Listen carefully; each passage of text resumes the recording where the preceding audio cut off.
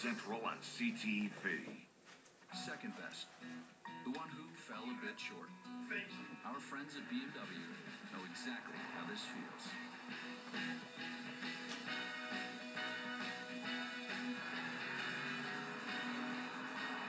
Experience the Summer of Audi event and get exceptional values on new and certified pre-owned models.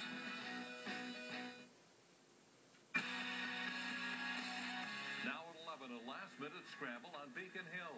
The deal we're just learning about that could bring casino gambling to Massachusetts. Burglars breaking in when you'd never expect. The trick thieves are using to rip you off while you're home. A great white tag just yards off Chatham. Tonight, what these close encounters are teaching us about sharks. And 3 factors that may explain why we're seeing more poison ivy than ever this summer. WBZ News at 11 starts now. Lawmakers may have just reached a last-minute deal on casino gambling. Good evening. I'm Jack Wood. And I'm Lisa Hughes. Senate and House leaders talked all day and into the night. They have been at odds over slot machines, but they may have worked it out. Jonathan Elias is live on Beacon Hill tonight. Jonathan, you're hearing the compromise includes casinos and slots at racetracks. Lisa, that's exactly what I'm hearing. My sources are telling me while these meetings have been going on all day long between both House and Senate leadership, the latest agreement that they have come to, that the language will be in this bill, is this, that there will be 3 resort-style casinos and 2 racetracks will get slot machines. Now, if that's the case, they better hustle. This bill has to be into the clerk's office by Friday at 8 p.m. From there, it then goes to the governor's office, and he has 2 options: sign it or veto it. Hours of closed-door meetings, then this. Given the tight time schedule, we want to begin to, in earnest, continue to look at the technical issues and begin the drafting of things. What did you agree to? We continue to, what we've agreed to issues regarding regulatory, Indian gaming, law enforcement. House and Senate leaders on the casino committee spoke for a while. They feel confident an agreement will be reached and a gaming bill will be put together by Friday's deadline of 8 p.m.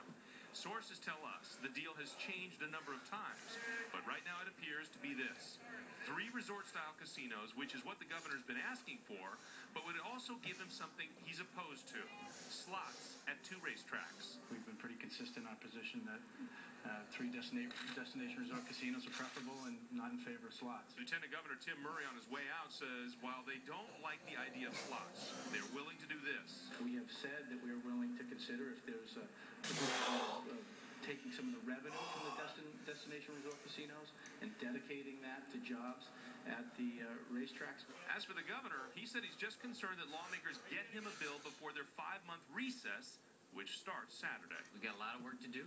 I hope it gets done by the Indian session on Saturday. My point is simply, if they don't get it done by then, they need to stay here until it does get done.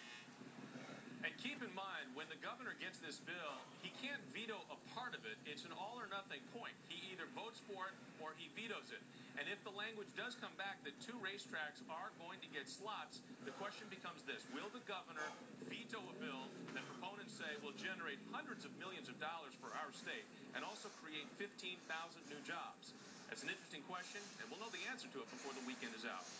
We're live at the State House. I'm Jonathan Elias, WBZ News. Lisa, back to you. All right, Jonathan, thank you. And you heard the governor there a moment ago. He is also calling on lawmakers to pass legislation that's taken a back seat to gambling: a job creation bill, the supplemental budget, the sales tax holiday. Those and more are all up in the air. House and Senate leaders, though, say they have no plans to work beyond the end of their formal session on Saturday night. But should they? We want to hear from you. Do you think lawmakers should end on schedule or stay and work? Join the conversation at WBZTV.com. Jack?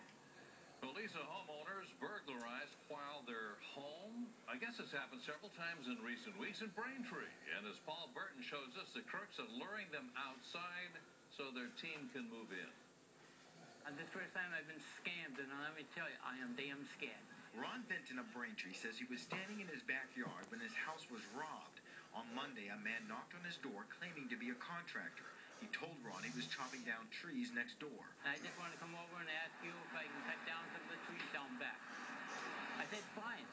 Then all of a sudden he said, why don't we come out back? While the guy distracted Ron in his backyard, 2 men robbed his house and then took off in a truck. I saw when the house completely ripped apart. Completely gone. My mother's room, my room, completely downstairs, here they just ripped out. Earlier this month, the owner of this house was also hit, presumably by the same men. Well, they only took my mother's diamond engagement ring from 1946. But other than that, they could have taken more, and they almost did, but they just left. Police say in the past month, several families were robbed by men claiming to be contractors. First, they lure the homeowner out and steal whatever they want.